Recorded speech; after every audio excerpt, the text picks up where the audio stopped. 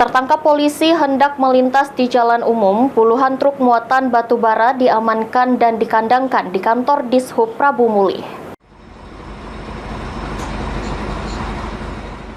Sebanyak 21 truk tronton bermuatan batu bara dikandangkan Satlantas Polres Prabu Muli di kantor Dishub Kota Prabu Muli. Truk tronton bermuatan batu bara itu dihentikan masyarakat pada saat melintasi jalan umum ingin masuk pintu tol Prabu Muli. Batu bara yang diangkut ini merupakan batu bara tambang rakyat dari daerah Tanjung Enim yang akan dibawa para sopir ke wilayah Jakarta. Menurut salah satu supir truk tronton mengatakan, mereka terpaksa melintasi jalan umum karena di jalan yang biasa mereka lewati ada jembatan yang rusak di daerah Kota Bumi, Lampung. Ya ini kan di sana nggak bisa lewat, Mas.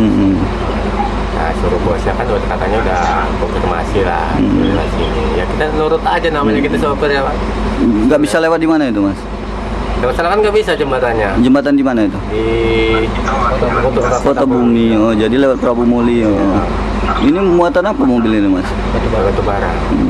Dari mana, Pak, perjalanannya? Dari Beringin. Dari Beringin.